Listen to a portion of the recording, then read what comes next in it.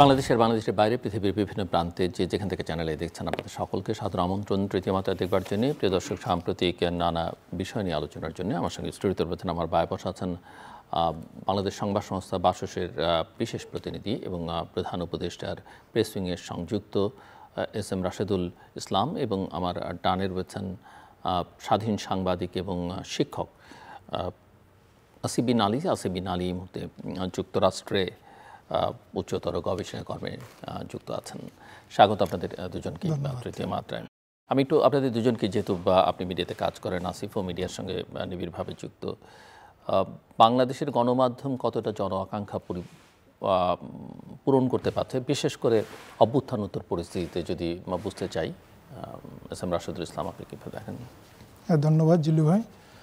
আমার মনে হয় আপনি অত্যন্ত প্রাসঙ্গিক একটি বিষয় উপস্থাপন করেছেন, কারণ আমি একটু এভাবে বলতে চাই যে আমরা দেখেছি যে গত 15 বছর, এই জন্য প্রসঙ্গটি আসছে, গত 15 বছর কিন্তু জনস্বার্থের যে সাংবাদিকতা, গণমাধ্যম যে জনগণের দায় আছে গণমাধ্যমের, সেই জায়গা থেকে আমরা একটু বিচ্যুতি দেখেছিলাম এই অর্থে আপনি যদি দেখেন যে বাংলাদেশে গত 15 বছরে 3টি বিতর্কিত নির্বাচন হয়েছে, বা প্রচুর মানুষ, অসংখ্য মানুষ গুম হয়েছে, খুন হয়েছে, এবং ডিজিটাল সিকিউরিটি অ্যাক্টের নামে আপনি জানেন যে যারাই সরকারের ভিন্নতা মত প্রকাশ করেছে তাদেরকে কিন্তু এক ধরনের হয়রানি করা হয়েছে। তো এই জায়গাগুলোতে আমরা কি সাংবাদিকতা করেছি সেই আলোচনাটি এখন হওয়ার দরকার। আপনি যে বিষয়টি উপস্থাপন করেছেন সেই জায়গাতে আমরা দেখেছি যে আসলে জনস্বার্থের যে সাংবাদিকতা, মানুষের হয়ে কথা বলা, এবং 3000 মানুষ গুম হয়েছিল ওই সময়, ওইটা কিন্তু আমরা কতটুকু সেই সাংবাদিকতা করতে পেরেছি, তার সেই গুমের কথা কতটুকু লিখতে পেরেছি বা লিখেছি, এগুলো এখন আলোচনা হওয়ার দরকার। তবে হ্যাঁ, আমি বলবো যে 5 আগস্টের পর, যখন আগের সেই শেখ হাসিনার নেতৃত্বে সরকারের পতনের পরে নতুন যে একটি সরকার এসছে এবং জনবিপ্লব হয়েছে, এই বিপ্লবের পরে আমরা দেখেছি যে সাংবাদিকতার জনস্বার্থে কতটুকু হচ্ছে সেই বিশ্লেষণ হয়তো অন্যরা করবে, কিন্তু একটা জিনিস আমি বলতে চাই যে আপনি দেখেছেন যে ডিজিটাল সিকিউরিটি অ্যাক্ট, যেখানে আসলে সাংবাদিকদের আসলে নিপীড়ন করা হয়েছে, এবং প্রায় 7,000 মতো যে মামলা ছিল, আপনি এই মত প্রকাশের স্বাধীনতা, প্রেস ফ্রিডম নিয়ে আমি দেখেছি যে আপনি অনেক প্রোগ্রাম করেছেন, কথা বলেছেন, আপনি সোচ্চার ছিলেন। তো সেই জায়গার আমি বলছি যে একটা সাংবাদিকতার বা মত প্রকাশের যে স্বাধীনতার জায়গা, সেই জায়গাটা আমার মনে হয় অনেকটা রিস্টোর করা গেছে। এবং এই কথা বলতে হয় যে আগে যেটি ছিল যে আমি একজন সংবাদকর্মী হিসাবে দেখেছি যে হয়তো প্রাইভেট সেক্টরের একটি রিপোর্ট করেছে একজন জার্নালিস্ট, ধরুন যে ইসলামী ব্যাংকের লোন নিয়ে, ইসলামী ব্যাংকে অবৈধ লোন দেওয়া হয়েছে, কোনো একটা গ্রুপ অফ কোম্পানি নামে একটা রিপোর্ট করা হয়েছে, সঙ্গে সঙ্গে কিন্তু এজেন্সি দ্যাট মিনস সেটা ডিজিএফআই হতে পারে, এনএসএ হতে পারে, সেখান থেকে ফোন দিয়ে সাংবাদিককে কিন্তু থ্রেট করা হয়েছে, তাকে ভয় দেখানো হয়েছে। এই যে একটা ভয়ের পরিবেশ তৈরি করা হয়েছিল ডিজিটাল সিকিউরিটি অ্যাক্টের নামে, অথবা আমি বলবো যে সরকারের যারা গুরুত্বপূর্ণ ব্যক্তি ছিলেন তাদের জায়গা থেকে, আমি বলছি যে সেই জায়গাগুলোতে কিন্তু পরিবর্তন এসছে।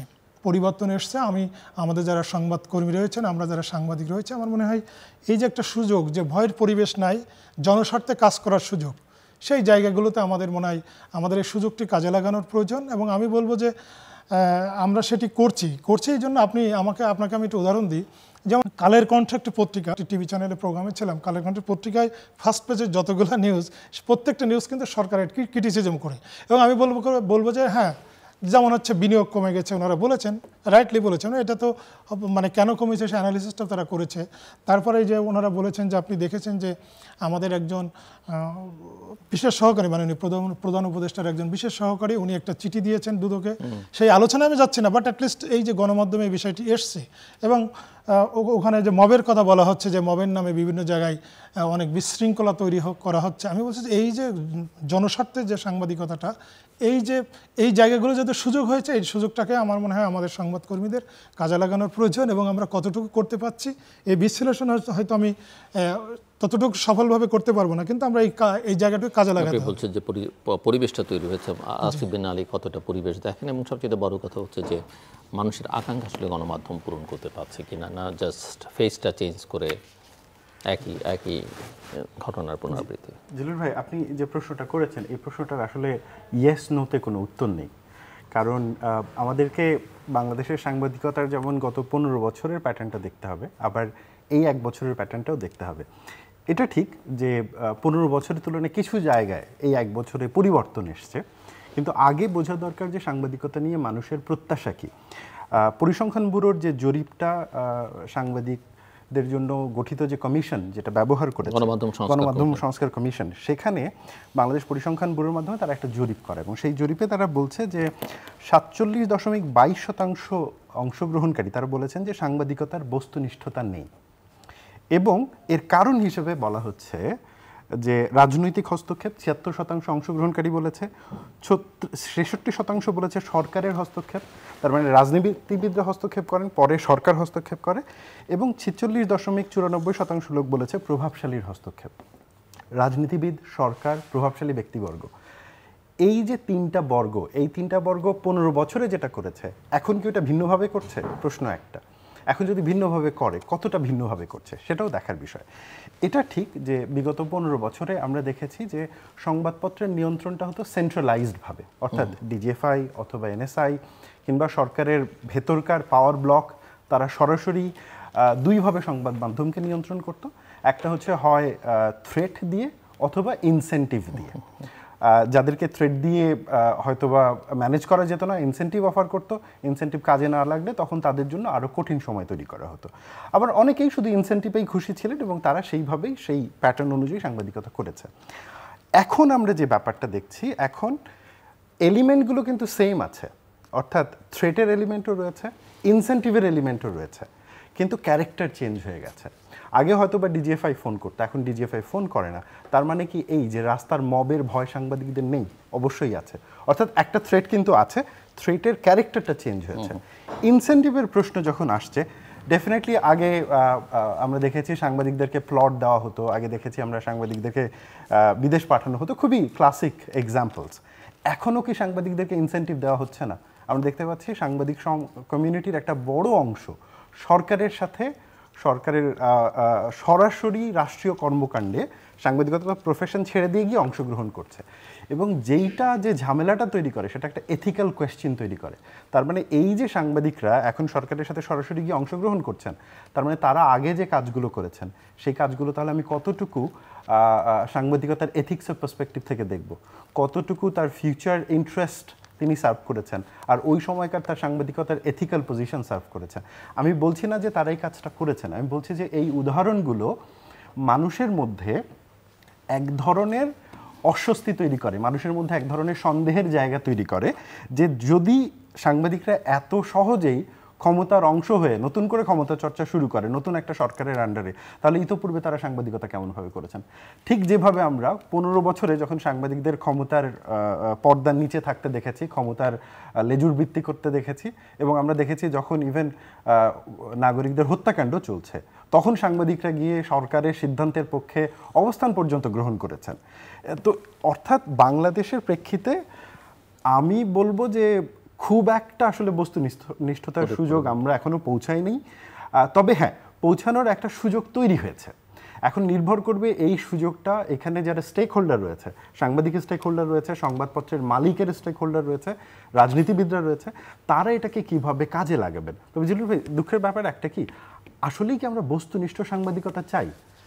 এইটা একটা বড় প্রশ্ন। নাকি আমরা আমার মত সমর্থন করে, আমার এজেন্ডাকে সার্ভ করে এবং আমার যে ওয়ার্ল্ড ভিউ এবং আমার যে রাষ্ট্র দর্শন সেইটাকে বাস্তবায়ন করতে চায় সাংবাদিকতা, সেই সাংবাদিকতার নিয়ন্ত্রিত স্বাধীনতা পছন্দ করে?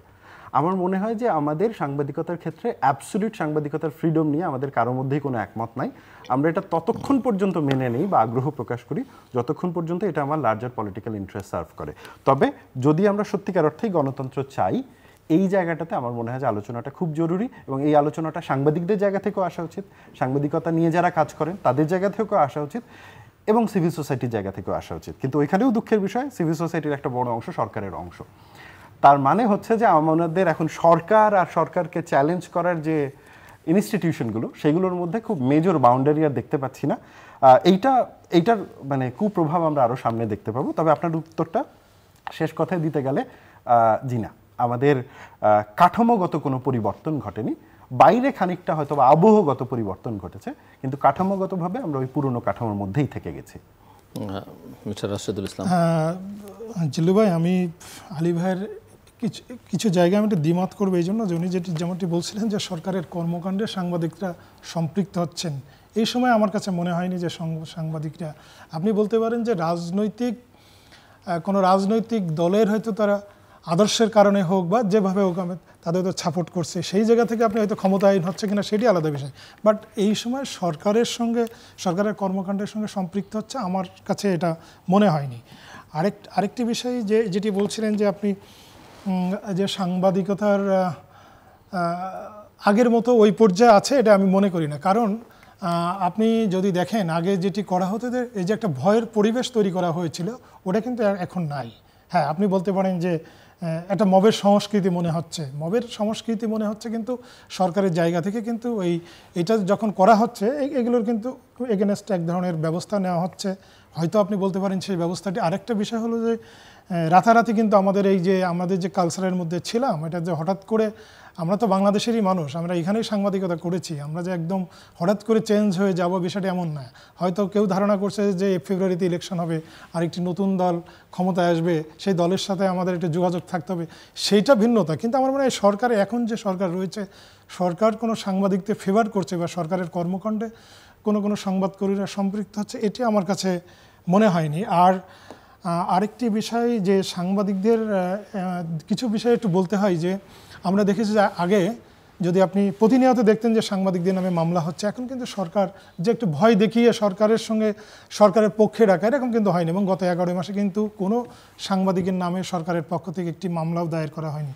এবার একটি বিতর্কিত একটি বিষয় আপনি জানেন, জিল্লু ভাইরা তো মনে আছে যে আপনার এই যে অ্যাক্রেডিটেশন কার্ড যেটি নিয়ে একটু বিতর্ক হয়েছিল, এবং সরকার কিন্তু সেটার কিন্তু সরি বলেছে যে এই সিদ্ধান্তটি আমাদের ঠিক ছিল না, এবং অ্যাক্রেডিটেশন কার্ডের কিন্তু বেশ নতুন নীতিমালা করা হচ্ছে, যেখানে কিন্তু কিছু মৌলিক পরিবর্তন আনা হয়েছে। যেমন আগে কিন্তু অ্যাক্রেডিটেশন কার্ড যখন নেওয়া হতো, তখন কিন্তু ওর ইয়েতে লেখা হতো যে সরকারি কর্মকাণ্ডের আমরা সরকারি কর্মকাণ্ডকে তুলে ধরবো, এরকম একটা শর্তে অ্যাক্রেডিটেশন কার্ড দেওয়া হতো। কিন্তু এখন কিন্তু এই জিনিসগুলো থাকছে না, এবং এক ধরনের পরিবর্তন আনা হচ্ছে। এবং আগে যেটা ছিল যে অ্যাক্রেডিটেশন কার্ড দেখা যাচ্ছে ভুয়া সাংবাদিক বা হয়তো ছাত্রলীগ, যুবলীগ, আমি বলছি যে রাজনৈতিক পদধারী অনেক মানুষের কিন্তু সাংবাদিকদের নাম করে তারা অ্যাক্রেডিটেশন কার্ড নিয়েছিল। এবার কিন্তু অ্যাক্রেডিটেশন কার্ড যে নীতিমালা করা হয়েছে, সেখানে কিন্তু আমার মনে হয় একেবারে পেশাদার সাংবাদিক যারা, তারা এই অ্যাক্রেডিটেশন কার্ডটি হয়তো পাবে।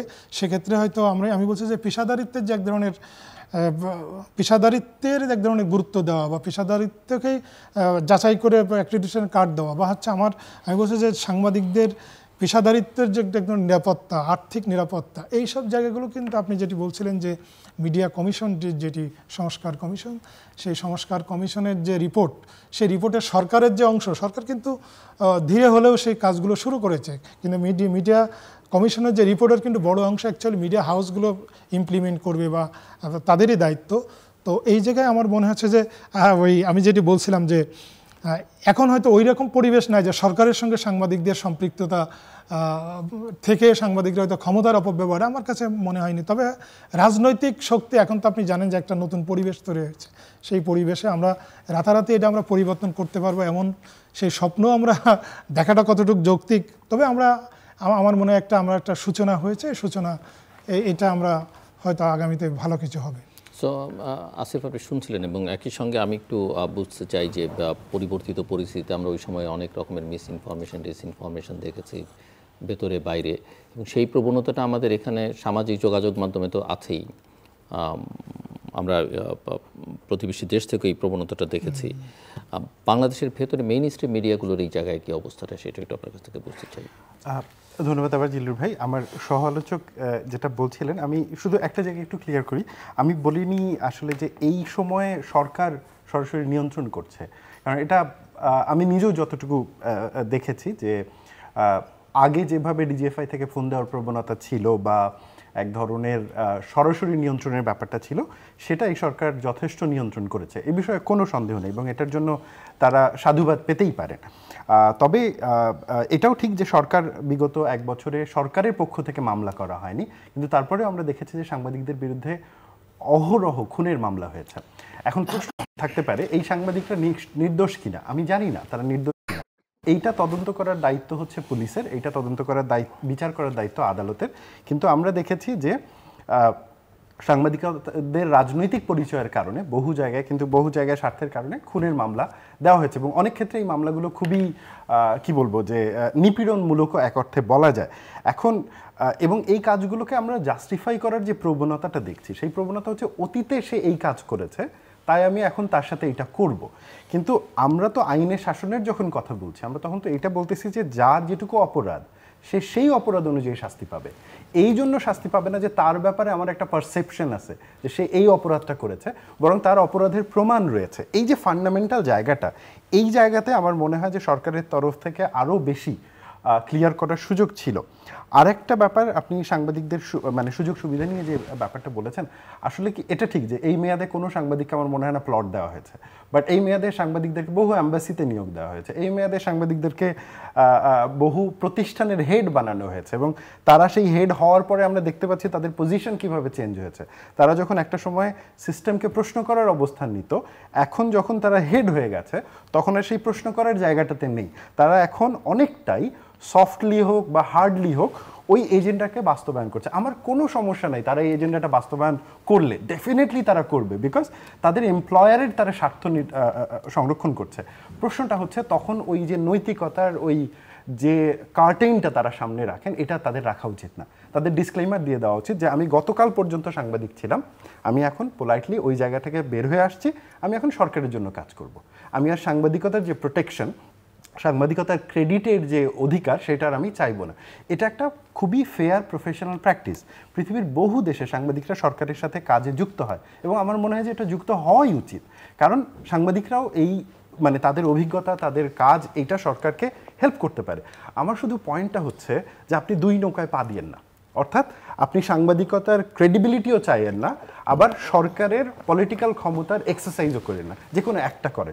সমস্যাটা হয়ে যায় আমরা পলিটিক্যাল ক্ষমতার চর্চা করতে চাই, কিন্তু একই সাথে আমরা সাংবাদিকতার ক্রেডিবিলিটিও চাই, কিন্তু এই দুইটা তো যায় না। কারণ আমরা জানি যে পলিটিক্সের ক্ষেত্রে ব্যাপারটা ভিন্ন। একজন সাংবাদিকের প্রফেশনাল নৈতিকতার জন্য যত স্ট্যান্ডার্ড মানতে হয়, নট নেসেসারিলি একজন রাজনীতিবিদের সবগুলো হুবহু মানতে হয়। এই যে ফান্ডামেন্টাল প্রফেশনাল ডিফারেন্স, যেটা এই সরকার আমরা দেখেছি এইটা তারা পালন করেননি। আগের সরকার কি করেছে? আগের সরকার আরও ভয়াবহ কাজ করেছে। কিন্তু আরেকটা জিনিসও মনে রাখতে হবে, সরকারের এই কাজগুলো সমালোচনা করার উদ্দেশ্য এই না যে আমরা সরকারকে খারাপ বা ভালো এই ফ্রেমে বলতে চাচ্ছি। সমালোচনা করার উদ্দেশ্য হচ্ছে যাতে একটা চেক অ্যান্ড ব্যালেন্স থাকে, অর্থাৎ এইখানে যে প্রফেশনাল প্র্যাকটিসটা সাংবাদিকতা, ওইটা তৈরি হওয়ার সুযোগ হয়। জিলুর ভাই, এবার আপনার সেকেন্ড প্রশ্নটাতে আসি, তথ্য, অপতথ্য এবং প্রধান মেইন স্ট্রিম গণমাধ্যমের যে ভূমিকা। আমরা যদি এখন গণমাধ্যমকে দেখি, মোটামুটি তিনটা ব্লকে ভাগ করতে পারি। একটা হচ্ছে যে সেকুলার লিবারেল ব্লক সংবাদ মাধ্যমে, আরেকটা হচ্ছে ইসলামিস্ট ব্লক, আরেকটা হচ্ছে যে এক্স আওয়ামী লীগ ব্লক। এখন তারা একটু সন্দিহান যে তারা আসলে কোন দিকে যাবে, সার্ভাইভাল কনটেক্সটে আছে, এবং হচ্ছে যে হয় বিএনপির সাথে, নাহলে জামাতের সাথে, নাহলে এনসিপির সাথে আতাত করে তারা সার্ভাইভ করার চেষ্টা করছে। আমরা যদি এই তিনটা ব্লক দেখি, তবে মজার ব্যাপার হচ্ছে এই তিনটা ব্লকের মধ্যে মানে সবগুলো ব্লকই কম বেশি অপতথ্য, তথ্য নিজেদের প্রতিদ্বন্দ্বীদের ক্ষেত্রে ব্যবহার করছে। ধরেন এই মুহূর্তে ইসলামিস্টদের সব থেকে বড় যে প্রধান মুখপাত্র পত্রিকা, আমরা যদি গত এক মাসে তাদের পত্রিকার কোয়ালিটেটিভ অ্যানালিসিস করি বা কোয়ান্টিটেটিভ অ্যানালিসিস করি, মানে সেইটা মানে সাংবাদিকতার যে স্ট্যান্ডার্ড, অনেক ক্ষেত্রে বেসিক স্ট্যান্ডার্ডও ফলো করে নাই। অনেক মানুষের জাস্ট ফেসবুক স্ট্যাটাস, সেটাকে ফটো কার্ড আকারে বানায় দিচ্ছে আরেকটা মেইন স্ট্রিম দৈনিক, যে হচ্ছে আগামীতে সরকার গঠন করবে এরকম একটা দলের সুনজরে থাকতে চায়। মানে এটা কি পরিমাণ আশ্চর্য একটা বিষয় যে একজন মানুষ একটা ফেসবুক স্ট্যাটাস দিয়েছে, সেটা ফটো কার্ড হয়ে যাচ্ছে। আবার যেটা একসময় আওয়ামীপন্থী ছিল এবং যারা এখন সার্ভাইভালের চেষ্টা করছে, তাদের ক্ষেত্রে আমরা যে জিনিসটা দেখছি যে তারা তো এখন সরকারকে খুশি করতে চায়, বা শুধু সরকার শুধু না, এখন তার সরকারই শুধু ক্ষমতা না, সরকারের বাইরেও অনেকগুলো ক্ষমতা সার্কেল রয়েছে, তাদেরকেও খুশি করতে চায়, এবং সেখানেও তারা হচ্ছে যে অপতথ্যের আশ্রয় নিচ্ছে। এই ব্যাপারে আমি যতটুকু জানি হচ্ছে যে বেশ কয়েকজন ফ্যাক্ট চেকার রেগুলার কাজ করছেন, যেভাবে আমাদেরও একসাথে এই ব্যাপারে কাজ করার সুযোগ হয়েছে। আমরা যে প্রবণতাটা দেখতে পাচ্ছি সেটা হচ্ছে যে আগে তো ভুল করলে সেটার একটা লজ্জাজনক একটা ব্যাপার ছিল, এখন ভুল করাটাই সাংবাদিকতা হয়ে দাঁড়িয়েছে, যেটা একটা ভয়াবহ ব্যাপার। কারণ এই ভুল তো একদল মানুষ সমর্থন করছে, মানে ব্যাপারটা এরকম হয়ে দাঁড়িয়েছে যে ওকে ফাইন, ধরেন আমার দেশ পত্রিকা এটা লিখলো এবং আমার দেশ পত্রিকার যারা সাপোর্টার তারা এটাকে সাপোর্ট করে। এই যে পত্রিকাটা লিখলো এবং সাপোর্টাররা সাপোর্ট করলো, সেইটাই এখন সত্যের মানদণ্ড। কিন্তু সাংবাদিকতার এথিক্স তো ওইটা বলে না। আর পত্রিকার সাপোর্টের জিনিসটা কি? পত্রিকার সাপোর্টের যেমন এই ব্যাপারটা আসলে পত্রিকাগুলো বাংলাদেশের সব পত্রিকাই করেছে মোরাললেস। প্রথম আলো করেছে বন্ধুসভার মাধ্যমে, ডেইলি স্টারও করেছে তাই। আমার দেশ হয়তো এটা করছে তার রাজনৈতিক যে সাপোর্টার রয়েছে তাদের মাধ্যমে, কিংবা অন্যান্য যে ইসলামপন্থী দলগুলো রয়েছে তাদেরও এরকম ব্যাপার রয়েছে। এইটা বাংলাদেশের পত্রিকাগুলো করে, কারণ বাংলাদেশের পত্রিকাগুলোর ক্ষেত্রে তো আসলে ফ্যান ক্লাব ধরনের একটা ব্যাপার। এবং এইটা তো যতটুকু না আমরা না সংবাদপত্র নিয়ে আগ্রহী, তার থেকে বেশি আমরা ক্ষমতা কাঠামোয় আমাদের পাওয়ার কতটুকু থাকলো কি থাকলো না ওইটাতে আমরা বেশি আগ্রহী। তো আমাদের সাংবাদিকতা যতটুকু হয় বস্তুনিষ্ঠতা এবং মানুষকে তথ্য দেওয়ার থেকে, তার থেকে বেশি ক্ষমতা কাঠামোকে সার্ভ করার জন্য, এটা ইন জেনারেল মোরাললেস। আবার কিছু কিছু সময় কিছু পত্রিকা এটার বাইরে গিয়েও দাঁড়ায় এবং সেই দাঁড়ানোটা কিন্তু হিউজ ইম্প্যাক্ট ফেলে। যেমন একটা এক্সাম্পল দিই, যখন জুলাইয়ের সময় যখন সরকারি হত্যাকাণ্ড চলছিল, ছাত্রদেরকে মানে হত্যা করা হচ্ছিল, সেই সময় দেখবেন যে অনেক জায়গায় অনেক গুজব আসছিল যে কত সংখ্যক মারা গেছে। তখন কিন্তু প্রথম আলো প্রত্যেকটা মৃত্যুর খবর একদম অ্যাকুরেটলি দিচ্ছিল। মানে যখন 200, 220, 230 এই যে কাউন্টিংটা হচ্ছে, এইটার একটা পাওয়ার ছিল। কারণ অন্যরা সেটা 400 বলতে পারে, 500 বলতে পারে, কিন্তু প্রথম আলো যখন প্রত্যেকটা তখন ওইটা কিন্তু আমাদেরকে আঘাত করে। তো সমস্যাটা হচ্ছে যে আমরা সত্যের শক্তিটা রিকগনাইজ করি, কিন্তু যখন এইটা আসে রাষ্ট্রীয়ভাবে এবং পলিটিক্সে ব্যবহার করার, তখন আমরা খুব সহজ পথে আশ্রয় নেই, অপতথ্যে। কারণ ওইটা সহজ, ওইটা করার জন্য বিশেষ কিছু দরকার পড়ে না। শুধুমাত্র মেইন স্ট্রিমের কথা কি বলবো, মেইন স্ট্রিমকে যে অপতথ্যগুলো, সেই অপতথ্যগুলো ইকো করছে সোশ্যাল চেম্বারে যারা ইনফ্লুয়েন্সার রয়েছে। এবং এখন আমরা দেখতে পাচ্ছি একটা সিন্ডিকেট। মেইন স্ট্রিমে যখন একটা নিউজ আসছে, সেই নিউজটাতে কয়জনের রেফারেন্স দেওয়া হয়েছে, দুই পক্ষকেই প্রেজেন্ট করা হয়েছে কিনা, ফ্যাক্টটাকে ইন্ডিপেন্ডেন্টলি ভেরিফাই করা হয়েছে কিনা, প্রপার কনটেক্সট দেওয়া হয়েছে কিনা, এগুলো কোনো কিছু তোয়াক্কা না করে নিউজটা আসলে আওয়ামী লীগের বিপক্ষে যাচ্ছে, জামায়াতের পক্ষে যাচ্ছে, নাকি বিএনপির পক্ষে যাচ্ছে, নাকি সরকারের পক্ষে যাচ্ছে, তার ভিত্তিতে সোশ্যাল মিডিয়ার যারা ইকো চেম্বার রান করেন তারা এটাকে পিক করছে এবং সেটাকে প্রমোট করছে। ফলে যে জিনিসটা হচ্ছে, সত্য হারায় যাচ্ছে, কিন্তু ওইখানে তথ্যের রাজনৈতিক ব্যবহারটা অনেক বেশি হচ্ছে। তো আমি জানি না এইটার মুক্তি কোথায়। তবে একটা মানে আমি যখন সরকারের ভেতরকার এবং বাইরেরও যাদের সাথে এগুলো নিয়ে কথা হয়, আমি অলওয়েজ একটা জিনিস বলার চেষ্টা করি, আপনারা গবেষকদেরকে ফান্ড করেন, এই গবেষকরা বসুক, প্রত্যেকটা নিউজ পেপারের কন্টেন্ট নিয়ে মাসে মাসে স্টাডি প্রকাশ করুক, যে ওকে ফাইন প্রথম আলোর 20টা নিউজ কন্টেন্ট আমরা নিয়েছি, আমরা দেখবো যে এটা অবজেক্টিভলি হয়েছে না অবজেক্টিভলি হয় নাই। আমার দেশের 20টা নিউজ কন্টেন্ট নিব, অবজেক্টিভলি হয়েছে না হয় নাই। বাসসের 20টা নিউজ রিপোর্ট নিব, আমরা দেখবো যে এরা কতটুকু কপি করছে ইন্টারন্যাশনাল প্ল্যাটফর্ম থেকে আর কতটুকু নিজের সাংবাদিক দিয়ে করিয়েছে। আমরা যদি এই সফট মানে একটা স্ট্রাকচার তৈরি করতে পারি, এইটা কিন্তু সাংবাদিকতাকে একটা পজিটিভ চ্যালেঞ্জের মধ্যে রাখবে। আমরা যে জিনিসটা হয়েছে জিলুর ভাই, খুবই দুঃখজনকভাবে 1974 সালের প্রেস কাউন্সিল অ্যাক্ট, তারপরে যে 1923 সালের যে অফিসিয়াল সিক্রেসি অ্যাক্ট, আদালত অবমাননা আইন 1926-এর সংশোধন এবং তথ্য অধিকার আইন, এই সবগুলো দিয়ে সাংবাদিকতাকে আমরা বাঁধতে চেষ্টা করছি। আমরা সাংবাদিকতাকে ফ্লোরিশ করার জন্য যে একটা সাপোর্টিভ পজিটিভ এনভায়রনমেন্ট ক্রিয়েট করার কথা, ওইটা করি নাই। কিন্তু এইটা আমরা বিশ্ববিদ্যালয় লেভেলেও করি নাই, রাষ্ট্রীয় লেভেলেও করি নাই। তার ফলাফল আমরা এখন ভোগ করছি, যে আমরা একটা ধর্ষণের ঘটনাকে আর ধর্ষণের ঘটনা হিসেবে দেখছি না, সংবাদপত্রের কারণে আমরা দেখছি এটা আসলে কোন রাজনৈতিক দল করেছে সেই ফ্রেমে। মানে এখন আর আমাদের কাছে অপরাধটা মুখ্য না, বিচারটাও মুখ্য না, মুখ্য হচ্ছে আসলে কোন দলকে টার্গেট করা যায়। জি জিল্লু ভাই, এখানে আলী ভাই চমৎকার বলেছেন। এরপর আমি বলবো যে এই যে সোশ্যাল মিডিয়া বা সোশ্যাল ইনফ্লুয়েন্সার যারা, তাদের তো অপতথ্য ছড়াচ্ছে, এটা সত্য। এবং এর মধ্যে কিন্তু আমার মনে হয় বাংলাদেশের ক্ষেত্রে আমি বলবো যে মেইন স্ট্রিমি যে পত্রিকাগুলো বা মেইন স্ট্রিমি টিভি চ্যানেলগুলো, তাদের উপরে আমাদের ভরসা রাখতে হচ্ছে। এই জন্য যে আপনি দেখেন যে ভারতীয় মিডিয়ার কথা আপনি বলছিলেন, ভারতীয় মিডিয়ার যদি বলেন যে এই অন্তর্বর্তীকালীন সরকারের পুরো সময় যদি আপনি ধরেন, গড়ে প্রতি তিন দিনে একটা করে তারা অপতথ্য ছড়িয়েছে। এবং এটা যে রিমার স্ক্যানার, যে এটাকে আমরা কিন্তু আমাদের মাননীয় প্রধান উপদেষ্টার প্রেস উইং থেকে এটা রেগুলার এক ধরনের এটা ফ্যাক্ট চেক করা হয়। সেই অপতথ্য ছড়ানোর প্রতি মানে আমি বলবো যে তার কাউন্টারে বাংলাদেশের মিডিয়াগুলোর ভূমিকা যথেষ্ট ভালো ছিল। এই জন্য কিন্তু এই অপতথ্যগুলো প্রথমে যেভাবে একটা বিশৃঙ্খল তৈরি করা বা ধরনের এক ধরনের তারা ইম্প্যাক্ট তৈরি করছিল, সেইগুলো কিন্তু আর পরে যখন বাংলাদেশের পত্রিকাগুলো বা মিডিয়াগুলো আমি দেখেছি যে একজন ওই তো অপতথ্যর কাউন্টারে কিন্তু তার ভালো সাংবাদিকতা করেছে। এবং এখন কিন্তু ভারতীয় মিডিয়া বলেন বা যে ভারতের সোশ্যাল মিডিয়াতে যে এই যে অপতথ্যগুলো ছড়ানো হচ্ছে, এখনও ছড়ানো হচ্ছে, ওইগুলোর কিন্তু আর এখন আর ওইগুলো কোনো গুরুত্বও নাই আর কি। আরেকটা বিষয় বলে যে আপনি মিডিয়ার যে বিশেষ করে আমাদের মেইন স্ট্রিমি পত্রিকাগুলোর যে বস্তুনিষ্ঠ সাংবাদিকতা, এটা আমাদের আসলেই তো ত্রুটি রয়েছে। যেমন আমি সাম্প্রতিক সময়ে আপনি জানেন যে এই মুক্তিযোদ্ধাদের সনদ বাতিল করা হচ্ছে এরকম সরকারের একটা প্রজ্ঞাপন, সেটা কিন্তু একেবারে ভুল ব্যাখ্যা করে আমাদের একেবারে লিডিং একটি পত্রিকা রিপোর্ট হওয়ার পরে সেটা নিয়ে কিন্তু অনেক কেওয়াস তৈরি হয়েছিল এবং পরে পত্রিকাটি সংশোধন করছে এটা বা অন্য পত্রিকা, এবং ওই পত্রিকাকে দেখে কিন্তু অন্য পত্রিকাও এটা কপি করেছে। এরপরে আমরা দেখেছি এক ধরনের মানে অস্থিরতাই তৈরি হয়ে গিয়েছিল। তারপরের দিন তো এটা আমরা দেখেছি সংশোধন করা হয়েছে। তো ওই যে উনি যেটা বলছিলেন যে একটা মানে এটার গুড অ্যানালিসিস করা বা একটা ফ্যাক্ট চেক করা, এইগুলোর ক্ষেত্রে আমাদের দুর্বলতা রয়ে গেছে। একটা জিনিস আমি মামলার কথা বলছিলেন, আমি একটা জিনিস এটা একটু বলতে হবে, জাস্ট এটা আপনার আমি দ্বিমত করছি না, কিন্তু একটু ক্লিয়ার করার জন্য।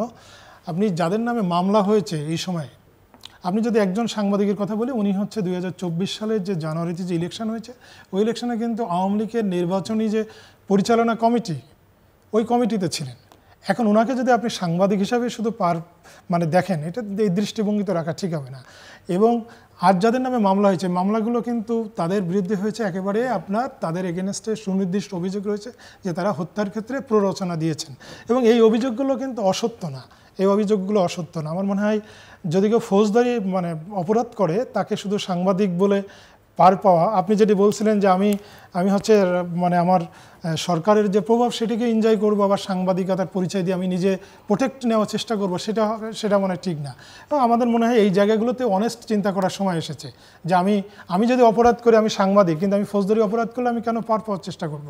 এবং আমরা তো দেখেছি যে আপনি যে 2018 সালের নির্বাচনের কথা, আমি তো বাংলাদেশের অনেক মেইন স্ট্রিম জিল্লু ভাইকে খুব মানে আমি প্রশংসা করি এবং ধন্যবাদ জানাই, এবং আমি দেখেছি যে জিল্লু ভাই এগুলো নিয়ে কথা বলেছেন সত্যি।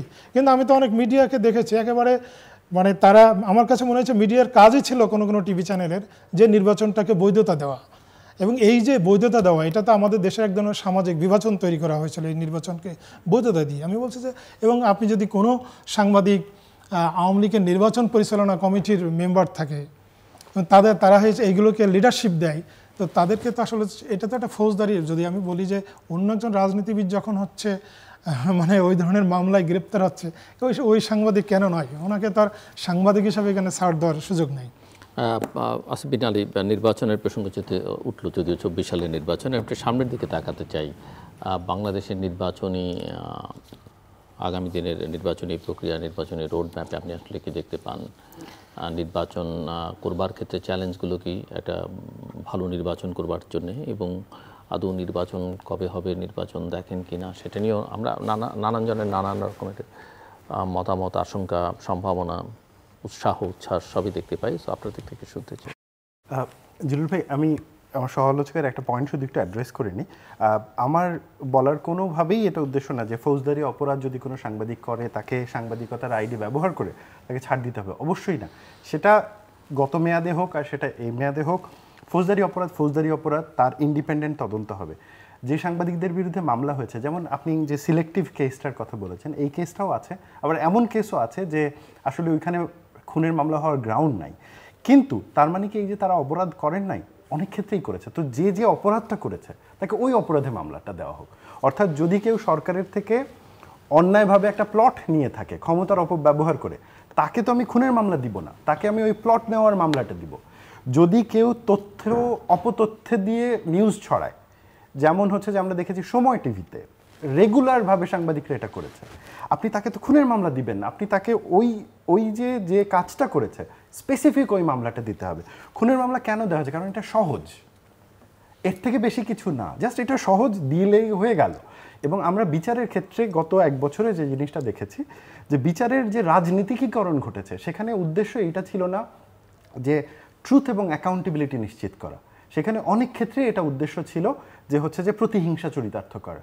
আমরা বারবার বলতেছি যদি আমরা এটা প্রতিহিংসা চরিতার্থ করার পথেই থাকি তাহলে আরেকটা 5 আগস্ট হবে, সেটা এখন না হোক 10 বছর পরে হইলেও হবে, 15 বছর পরে হলেও হবে। তো কাউকে না কাউকে তো এই সার্কেলটা স্টপ করতে হবে, ট্রান্সপারেন্সির দিকে আগাতে হবে। তো মানে এই সাংবাদিকদের প্রতি যারা আগে এই কাজগুলো করেছে আমার কোনো সহানুভূতি নেই, কিন্তু I have to take a ethical position. যে খুনের প্ররোচনা দেয় নাই তাকে আমি খুনের প্ররোচনার মামলা দিব না, কিন্তু যে অপতথ্য দিয়ে নিউজ করেছে ডেফিনেটলি তার বিরুদ্ধে ওইখানে প্রমাণ সাপেক্ষে ওই ব্যবস্থাটা নেওয়ার সুযোগ থাকতে পারে। এবার আসা যাক ভাই নির্বাচনের প্রসঙ্গে, আপনি যেটা বলছিলেন আমার নিজেরই একটা প্রশ্ন আছে, আসলে কার স্বার্থে নির্বাচন এখন হবে? মানে ওই অর্থে যদি আমরা দেখি যে নির্বাচন হলে একমাত্র সুবিধা হচ্ছে বিএনপির, আর বাকি যে বিএনপি ছাড়া অন্য ব্লকগুলো আছে তারা তো কোনো না কোনোভাবে ক্ষমতার অংশ, তো নির্বাচন হলে তো তারা এই ক্ষমতার অংশের বাইরে চলে যাবে। তো আমি যদি খুবই প্রফিট বেসড চিন্তা করি, তাহলে নির্বাচন হলে যাদের প্রফিট নাই তারা তো নির্বাচন চাইবে না। এখন এইটা তো আসলে রাজনীতিবিদরা আমাদের পাবলিকলি বলতে পারে না, কারণ তাদের অনেক চক্ষু লজ্জার ব্যাপার আছে। হ্যাঁ, আমরা যদি পিওরলি দেখি তাহলে দেখব যে হচ্ছে যে নির্বাচন যাতে না হয় বা ডিলে হয় এইটার পক্ষে মানুষের সংখ্যা, মানুষ বলতে কি আমি সাধারণ খেটে খাওয়া মানুষের কথা বলতেছি না, তারা না আমাদের সংস্কারের সাথে জড়িত আছে, না হচ্ছে যে আমাদের এই রাজনৈতিক আলাপের সাথে জড়িত আছে। সে এখন গ্রামের কোনো একটা বাজারে মানে তার পানের দাম কি হবে বা চায়ের দাম কি হবে সেইটা নিয়ে ব্যস্ত। আমরা তো মূলত শহরে এলিটরা এই কাজগুলো করতেছি, তাই না? যে এলিটরা মোটামুটি এনজিওর টাকায় চলি, বিভিন্নভাবে অনেক জায়গা থেকে অনেকভাবে নিজেদেরকে সিভিল সোসাইটি হিসেবে প্রেজেন্ট করি, এটা তো আমাদের এজেন্ডা, এবং আমরা বলতেছি আমাদের এজেন্ডায় জনগণের সমর্থন রয়েছে। তো ওই প্রেক্ষিতে যদি বলি তাহলে বলবো যে কান্ট্রির রুলিং এইটের একটা বড় অংশ মনে করে যে নির্বাচন হলে আবার ওই পুরনো রাজনীতি ফেরত আসবে, অতএব বেটার নির্বাচন না হয়ে যদি স্ট্যাটাস কো কন্টিনিউ করে এবং দেশকে একটা সংস্কার করে একটা স্পেসিফিক জায়গায় নেওয়া। আবার আরেকটা ব্যাপার হচ্ছে যে বিএনপি যে নির্বাচন চায় তারাও আবার কতটুকু ফ্রি অ্যান্ড ফেয়ার নির্বাচন চায় সেটাও একটা প্রশ্ন। অর্থাৎ বিএনপি এখন যদি এখন কারেন্ট যে সিস্টেম এই প্রক্রিয়ায় যদি নির্বাচনের দিকে যায়, তবে বিএনপি কি তার তৃণমূল নেতাকর্মীকে নিয়ন্ত্রণ করতে পারবে? আমরা কি নিশ্চিত করতে পারবো যে 2018 সালের মতন আরেকটা নির্বাচন হবে না যেখানে গায়ের জোরে অনেক ধরনের অনেক কিছু ঘটবে? সো মানে পলিটিক্যাল যে ব্লকের দিকেই আমরা তাকাই, আমরা সবগুলো ব্লকেরই কোনো না কোনো খামিয়া বা কমতি দেখি, কিন্তু বাস্তবতা হলো যে আমাদের নির্বাচন লাগবে। কারণ বাংলাদেশে যদি আমরা খুব জলদি নির্বাচিত সরকারের দিকে না যাই, সেটা যেমনই হোক, সেই সরকার যেমনই করাপ্ট হোক বা দুর্নীতিবাজ হোক আর যাই হোক, আমরা যদি পাবলিক ম্যান্ডেটের সরকারের দিকে খুব জলদি না আগাই, যেটা হবে যে আমাদের স্ট্যাবিলিটি সিরিয়াস ক্রাইসিসের মধ্যে পড়বে। কারণ এটা 1 বছর মাত্র আমরা দেখছি, এবং এটাকে যদি আরও প্রলং করা হয় তাহলে মূল যে জায়গাটাতে তৈরি হবে, আমাদের রুলিং এলিটের এখন পাওয়ার রয়েছে কিন্তু ব্যালটের ক্রেডিবিলিটি নাই। ডেফিনেটলি তারা বৈধ সরকার, এ বিষয়ে কোনো সন্দেহ নাই, গণ অভ্যুত্থানের মাধ্যমে তাদের এই বৈধতা হয়েছে, কিন্তু ইলেকটোরাল লেজিটিমেসি এবং হচ্ছে যে মাস আপরাইজিং এর লেজিটিমেসির মধ্যে পার্থক্য রয়েছে। মাস আপরাইজিং এর লেজিটিমেসি তাদেরকে কখনোই 5 বছরের শাসন করার বৈধতা দেয় না, কিন্তু ইলেকটোরাল লেজিটিমেসিতে একটা 5 বছরের শাসনের একটা বৈধতার একটা নির্দিষ্ট রোড ম্যাপ রয়েছে। তো ওই জায়গা থেকে তবে আমি জিল্লুর ভাই ফ্র্যাঙ্কলি যেটা বুঝি যে ইলেকশন নিয়ে বিএনপি এখন যতটা নিশ্চিন্ত রয়েছে, আমার মনে হয় না এতটা নিশ্চিন্ত থাকার কোনো কারণ রয়েছে ফেব্রুয়ারিতে হবার ব্যাপারে। কারণ যেভাবে কিছু পলিটিক্যাল এলিমেন্ট মুভ করছে, আমরা হঠাৎ করে দেখতে পাচ্ছি যে অর্গানাইজড মব অনেক বেড়ে গেছে। হ্যাঁ, আমরা হঠাৎ করে দেখতে পাচ্ছি যে প্রধান যে বিরোধী দলগুলো নিজেদেরকে মনে করছে যে তারা ভবিষ্যতে বিরোধী দল হিসেবে যেতে পারবে, তারা ইলেকটোরাল সিস্টেম নিয়ে একমত না। তারা এমন একটা ইলেকটোরাল সিস্টেমের প্রপোজ করছে যেটা হয়তোবা মানে সবার পক্ষে কনসেনসাসে আসা সম্ভব হবে না। তার মানে ওইখানে একটা বিরোধ থেকে যাবে। আমি একটা ওয়াইল্ড সিনারিওর কথা বলি, যদি এরকমের হয় যে ধরেন বিএনপি তার জায়গা থেকে অটল থাকলো যে সে এক্সিস্টিং যে নির্বাচন পদ্ধতি সে সেইটাতেই যাবে, অন্যদিকে জামায়াত এবং ইসলামপন্থীরা এবং এনসিপি তারা যদি একদিকে হয় বললো যে পিআর সিস্টেমে যাব, এই ছাড়া ইলেকশনে যাব না, এবং শেষে গিয়ে যদি এরা নির্বাচন বয়কট করে, আওয়ামী লীগ নাই, এরা নির্বাচন বয়কট করলো, বিএনপি একা নির্বাচন কেমন করে করবে? এবং এইরকম যে হবে না তার সম্ভাবনা কিন্তু আমরা কেউ উড়াই দিতে পারবো না, কারণ বাংলাদেশের রাজনীতি অন্যতম আনপ্রেডিক্টেবল একটা প্ল্যাটফর্ম। যদিও জামায়াত 294 আসনে প্রার্থী দিয়েছে এবং মুখে বলছে যে এই অবস্থায় নির্বাচন নিয়ে তাদের অনেক ইয়ে আছে, কিন্তু আলটিমেটলি এটা নির্ভর করবে আসলে ভবিষ্যতে কে কতটুকু ছাড় দেয় এবং হচ্ছে যে গ্রুপটা সরকারের ভেতরে নির্বাচনের বিরোধিতা করছে, একাধিক আরও কিছু মাস থাকার চেষ্টা করছে, তাদের কখন সেন্সে ফেরত আসে যে we can not hold a power without political legitimacy. আর যদি সেইটা না হয় তাহলে আমাদের জন্য খুবই খারাপ কিছুই কপালে অপেক্ষা করে রয়েছে। রাশেদুল ইসলাম। জিলু ভাই, নির্বাচনের বিষয়ে আমি বলবো যে নির্বাচন হওয়াটা জরুরি। কেন জরুরি? উনি যেটি বলছিলেন যে পাবলিক যে লেজিটিমেট, যেটা আমরা একটা গণতান্ত্রিক যে রূপান্তরের আমরা স্বপ্ন দেখছি এবং একটা গণতান্ত্রিক পরিবেশ আমরা যেতে চাই, এটার জন্য তো নির্বাচন মাস্ট হতে হবে। কিন্তু সেই নির্বাচনটা কেমন হবে? ডেফিনেটলি একটি ভালো নির্বাচন হতে হবে, সবাইয়ের জন্য অংশগ্রহণ করতে পারে। কারণ এবার যদি একটি ভালো নির্বাচন আমরা উপহার দিতে ব্যর্থ হই, তাহলে যে আমরা যে ফ্যাসিজমের যে সমালোচনা করছি, যে ফ্যাসিজমের মধ্যে ছিলাম, সেই ফ্যাসিজমটা কিন্তু দ্রুত ফিরে আসার একটা সম্ভাবনাও তৈরি হবে। আবার যদি বলেন যে বিএনপির কথাই যদি বলি, এবার যদি একটা ভালো নির্বাচনের মাধ্যমে বিএনপি যদি ক্ষমতায় আসে, তাহলে কিন্তু তাদের তো মূলত প্রতিপক্ষ হচ্ছে আওয়ামী লীগ, সেটাকে কিন্তু দীর্ঘদিন দূরে থাকার সুযোগ থাকবে। কিন্তু যখনই আমরা সুষ্ঠু নির্বাচন করতে ব্যর্থ হব, তখন কিন্তু সেই জায়গাতেও ব্যর্থ হবে। এই জন্য একটি ভালো নির্বাচন হতে হবে। এবং আমাদের মাননীয় প্রধান উপদেষ্টা উনি কিন্তু বারবার বলছেন যে আমরা একটা ঐতিহাসিক নির্বাচন উপহার দিতে চাই, একটা ভালো নির্বাচন উপহার দিতে চাই। যে সেটা করতে হলে তো আসলে অনেক কিছু এলিমেন্ট একেবারে কংক্রিটলি ভালো কাজ করতে হবে। সেটা অ্যাডমিনিস্ট্রেশন, আমাদের সরকার চেষ্টা করছে অ্যাডমিনিস্ট্রেশনকে সেইভাবে দ্রুত একটা নির্বাচন পরিবেশ তৈরি করার জন্য। তো এবং আপনি জানেন যে পুলিশ বা আমাদের যে আইনশৃঙ্খলা পরিস্থিতি, বিশেষ করে পুলিশের আইনশৃঙ্খলা বাহিনী দীর্ঘদিন তো একটা নিষ্ক্রিয় অবস্থায় ছিল এবং সরকারকে কিন্তু আইনশৃঙ্খলা বাহিনীকে অ্যাক্টিভ করতে অনেক সময় লেগেছে।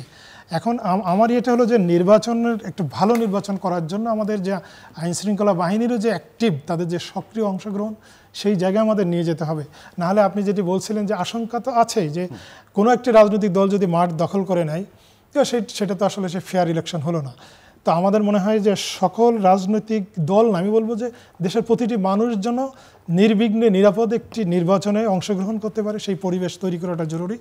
সরকার চেষ্টা করছে। আমার মনে হয় যে আরেকটি যে আপনি যেটা কনসাসের কথা বলছিলেন যে ঐক্যমতের কথা, এখানে একটা জটিলতা আমাদের কাছে মনে হচ্ছে। আমি যদি একজন দেশের নাগরিক হিসেবে বলি যেহেতু এই যে পিআর যেটি আমাদের সংখ্যানুপাতিক হারে, বিশেষ করে উচ্চ কক্ষে কারা যাবে সংখ্যানুপাতিক হারে, তো এখানে কিন্তু দেখেন যে ইসলামপন্থী দল, বিশেষ করে জামাত সহ ইসলামপন্থী কয়েকটি দল, তারা বলছে যে সংখ্যানুপাতিক হারে সংসদ সদস্য নির্বাচনের কথা। বিএনপি তো এটার আগের যে পদ্ধতি, সেই পদ্ধতির পক্ষেই অবস্থান নিয়েছে। আবার জাতীয় ঐক্যমত্য কমিশন বলছে যে যেটি হচ্ছে নিম্নকক্ষ, যেটি সেখানে যে আগের পদ্ধতিতে ইলেকশন হবে, বাট উচ্চকক্ষের যে 100 সদস্য, সেখানে হচ্ছে ন্যাশনাল নিম্নকক্ষের সদস্যদের যে নির্বাচনের যে সংখ্যা অনুপাতিক হারে উচ্চকক্ষের 100 সদস্য নেব। আমার মনে হয় যদি রাজনৈতিক দল যদি একটু রাজনৈতিক দলগুলো উদার হয়ে যদি এই ঐক্যমতে পৌঁছানোর সেই মনস্থির করে, আমার মনে হয় এটা খুব বেশি কঠিন কিছু হবে না। এবং আমি ব্যক্তিগতভাবে বিশ্বাস করি যে জুলাই বিপ্লবের যে একটা আকাঙ্ক্ষা, একটা মৌলিক সংস্কার মিনিমাম হতে হবে। পিআর পদ্ধতি ছাড়াও যেটা মনে হচ্ছে যে ওই যে জুলাই সনদ নিয়ে, সেটা নিয়েও অনেকে মনে করছেন যে একটা ঝামেলা তৈরি হবার আশঙ্কা রয়েছে। এবং ইতিমধ্যে এনসিপির প্রধান তিনি বলেছেন যে জুলাই সনদ বাস্তবায়ন না হলেও কোনো নির্বাচন হবে না। বাস্তবায়ন তো দেখেন জিল্লু ভাই, আমরা তো অনেকেই বলছে যে 3 বছরের আগে ইলেকশন হয় কিনা, কিন্তু আমি তো মনে হচ্ছে যে না, আমাদের মাননীয় প্রধান উপদেষ্টা যে কমিটমেন্ট করেছেন, উনি কিন্তু বলেননি যে ফেব্রুয়ারিতে ইলেকশন হতে হবে। উনি বলেছেন যে ফেব্রুয়ারি থেকে এপ্রিল, লন্ডনের যে বৈঠকের পরে যে যৌথ বিবৃতি, আমার মনে হয় যে এই সময় ইলেকশন হয়ে যাবে। বিবৃতিতে ফেব্রুয়ারিতে হতে পারে না, সেটা কিন্তু শর্ত সাপেক্ষে যে ওই শর্ত তো ধরেন আপনি এপ্রিল জুনেও পূরণ না হতে পারে। না, উনি কিন্তু বলেছেন যে ফেব্রুয়ারি থেকে এপ্রিলের মধ্যে হবে, তবে ফেব্রুয়ারিতে হতে হলে এই শর্তগুলো ফুলফিল করতে হবে। উনি কিন্তু এপ্রিলকে একেবারে শর্ত ছাড়া এপ্রিলও হয়ে যেতে পারে না, উনি তো এপ্রিলের ক্ষেত্রে তো উনি কোনো শর্ত শর্ত দিয়েছেন ফেব্রুয়ারির ক্ষেত্রে। তা আমরা ওনার প্রতি ওনার যে কমিটমেন্ট করেছেন সেটার প্রতি আস্থা রাখতে চাই। তবে আমি বলবো যে আমাদের রাজনৈতিক দলগুলা যদি উদার হতে হবে, আপনি একেবারে আমি পাওয়ারে আসছি বলে আমার সবকিছু আমার দখল করতে হবে, বা আমি বিরোধী দলে যাচ্ছি বলে আমার কিছু সুবিধা নিতে হবে, এটা না। একটু সবাই উদার হয়ে যদি জাতীয় ঐক্যমত্য কমিশনের নেতৃত্বে যে আলোচনা হচ্ছে, আমার মনে হয় ওখান থেকে একটি ভালো ফলাফল হয়তো আমরা পাবো। আপনি আপনি কি মনে করেন যে আর কোনো জটিলতা দেখতে পান? আমরা তো পিআর সিস্টেমটা আলোচনা করলাম, কিন্তু অনেকেই মনে করেন যে আসলে নানা ইস্যুতে জটিলতাটা তৈরি হতে পারে, যেটা আপনি খানিকটা তুলে আনবার চেষ্টা করেছেন যে এক পক্ষের লাভ ইলেকশন হলে আর বাকিদের তেমন কোনো লাভ নেই, বরং ইলেকশন না হলেই তাদের লাভ। ডেফিনেটলি জিলুর ভাই, আমরা তো, এবং আমি ভাইয়ের সাথে একমত যে আমাদের ইলেকশন, এবং আমি আরেকটু বুঝতে চাই যে বাংলাদেশের সামনে আর কি কি চ্যালেঞ্জ দেখেন যদি নির্বাচন না হয়, আর নির্বাচন হলে কি দাঁড়াবে? মানে একটা চ্যালেঞ্জ হচ্ছে অনেকে মনে করেন যে নির্বাচন হলে সেই বাংলাদেশ পুরনো ধারায় ফেরত যাবে, আর কিছু হবে না দেশের। আবার অনেকে মনে করছেন নির্বাচন না হলেই, ওই যে উনি বিনিয়োগের প্রসঙ্গটা আলোচনার মধ্যে নিয়ে আসছিলেন, বিনিয়োগ সহ মানে অর্থনীতি, রাজনীতি, নানা ক্ষেত্রে, সামাজিক নানা ক্ষেত্রে অস্থিরতা তৈরি হবার একটা আশঙ্কা রয়েছে। অবশ্যই জিলুর ভাই, এখানে আসলে মূল আলোচনার বিষয় আমরা যে জায়গাটাতে ম্যানুভার করছি তা হলো যে এখন তো মাঠে আসলে ইলেকটোরাল সিস্টেমে ইম্প্যাক্ট ফেলতে পারে এই ধরনের রাজনৈতিক দল কিন্তু হাতে গোনা। হ্যাঁ, আর আবার ন্যারেটিভ সিস্টেমে ইম্প্যাক্ট ফেলতে পারে সেই দল আবার কিন্তু ভিন্ন। অর্থাৎ ধরেন ইলেকটোরাল সিস্টেমে ইম্প্যাক্ট ফেলতে পারে এরকমের বড় দল বিএনপি, জামায়াত, ইসলামপন্থীদের মধ্যে চরমনায়ের যেমন পীর সাহেব রয়েছে, জাতীয় পার্টি খানিকটা, আওয়ামী লীগ তো আউট অফ ইকুয়েশন মোটামুটি, যা আলাপ আলোচনা থেকে বোঝা যাচ্ছে। কিন্তু ন্যারেটিভে আবার ইম্প্যাক্ট ফেলতে পারে এরকমের দল হচ্ছে এনসিপি, যারা ন্যারেটিভে যথেষ্ট ইম্প্যাক্ট ফেলতে পারে। জামায়াতের নিজস্ব ইম্প্যাক্ট রয়েছে, আবার বিএনপিরও রয়েছে। সেখানে হয়তো বা চরমনায়ের পীর সাহেবের যে দল বা ইসলামী আন্দোলন, ওদের অতটা ইম্প্যাক্ট নাই। আমরা আসলে যখন আলোচনাটা করতেছি, আমরা ন্যারেটিভের দিকে ফোকাস রেখে আলোচনা করছি, আমরা কিন্তু ইলেকটোরাল ইম্প্যাক্টের দিকে ফোকাস রেখে আলোচনাটা করছি না। কারণ আমরা মনে করতেছি ঢাকা শহরের ইকো চেম্বারে আমরা যারা থাকি তারাই দেশকে রিপ্রেজেন্ট করি, কিন্তু বাস্তবতা হলো যে ধরেন বরিশাল অথবা চট্টগ্রাম অথবা নোয়াখালীর প্রত্যন্ত গ্রামে তার কাছে ম্যাটার করে না ঢাকা শহরের ইকো চেম্বারে আমরা কি ভাবছি না ভাবছি। তার মানে ক্ষমতার ভাগাভাগিটা যেখানে হয়, অর্থাৎ ঢাকা শহরের এই ইকো চেম্বারগুলোতে, সেখানে আমরা যারা এই যে ভাগ নেওয়ার জন্য বসে আছি, নতুন করে আবার নিতে চাই, তাদের মধ্যে আসলে ইলেকশন হলে তো লাভ নাই। ইলেকশন হলে ধরেন যে সিভিল সোসাইটির মেম্বাররা সরকারে গেছে তারা সরকারে থাকবে না, সেখানে পলিটিক্যাল মাস্টার আসবে। ইলেকশন হলে যে সাংবাদিকরা পাওয়ার স্ট্রাকচার, আবার হয়তো তাদের জন্য সিভিল হওয়া ডিফিকাল্ট হয়ে যেতে পারে। ওয়েল, এইটা আমার মনে হয় যে তাদের উচিত সরকার থেকে বের হয়ে আসে আর নিজেকে সিভিল হিসেবে দাবি না করে অবসরের দিকে যাওয়া। কারণ নতুনদেরকেও সুযোগ দেওয়া উচিত। এটা শুধুমাত্র যে রাজনীতিতে হবে তা না, সিভিল সোসাইটিতেও যদি 20 বছর 30 বছর একই পদে থেকে কোনো পার্টিকুলার এজেন্ডা বাস্তবায়ন করে এবং ক্ষমতায় যায় এবং তারপরে যদি এসে আবার সিভিলগিরি করে, ওইটা কোনো অংশেই মানে পলিটিক্যালি আমি বলবো না যে ভালো কোনো কাজ। যাই হোক, কামিং টু দ্য পয়েন্ট, এখন যে গ্রুপটা মানে এই যে ক্ষমতার কেন্দ্রের যে ভাগাভাগি, এইখানে ইলেকশন হলে একমাত্র লাভ হচ্ছে বিএনপি, ফ্র্যাঙ্কলি স্পিকিং। এর বাইরের যে গ্রুপগুলো রয়েছে তারা প্রত্যেকেই ক্ষমতা কেন্দ্র থেকে বাইরে চলে যাবে, আবার বিরোধী দলের নাম লেখাবে। বাংলাদেশের বাস্তবতা হচ্ছে যে দল সরকারে যায় সে সব নিতে চায়। এইটা আওয়ামী লীগও করেছে, এবং যদি বিশেষ কোনো পরিবর্তন না হয় বিএনপিও মোটামুটি একই কাজই করবে। কারণ এইটা আমাদের কালচারাল একটা ব্যাপার, আমরা যেই ক্ষমতায় যাই আমরা সব নিতে চাই, আর ক্ষমতার বাইরে যে থাকে সে তখন হা হুতাশ করে আমি কেন পেলাম না। সো পাওয়ার ক্রিয়েট করে এবং নতুন করে পাওয়ারকে রিপ্লেস করে। তো এটা এক ধরনের হচ্ছে যে ব্যালেন্সিংয়ের একটা ওয়ে, যেই ব্যালেন্সিংয়ের ওয়েটা শেখ হাসিনা নষ্ট করে ফেলেছিল। তো আমরা ওই ব্যালেন্সিংয়ের ওয়েটাতে আবার ফেরত আসলাম। এখন ফেরত আসার পরে ইমিডিয়েট যে গ্রুপটা ক্ষমতায় গেছে, আমাদের এটা মনে করার কোনো কারণ নাই যে তারা ওই কালচারালি ওই প্রোডাক্টের বাইরে, তারা তো এই কালচারেরই অংশ এবং সেটা তো সেইখানেই কন্টিনিউ করবে। আশঙ্কার জায়গাটা হচ্ছে অতি রাজনীতি। আমরা যে জায়গাটা দেখছি, আমাদের রাজনীতিবিদরা এবং ন্যারেটিভ বিল্ডাররা, সেটা এনসিপির হোক, জামায়াতের হোক, টু সাম এক্সটেন্ট বিএনপিরও, তারা প্রত্যেকেই খুব চালাকি করছে। হ্যাঁ, এইটা আমার কাছে খুব অস্বস্তি লাগে মাঝে মাঝে, যে এনসিপি চালাকি করছে হচ্ছে যে মানে বিচার এবং হচ্ছে যে তাদের সনদ এবং হচ্ছে অন্যান্য বিষয় নিয়ে। জামায়াত চালাকি করছে যে তারা মেকশিওর করতে চায় তারা মেইন বিরোধী দল হবে, ক্ষমতার কেন্দ্রে থাকবে।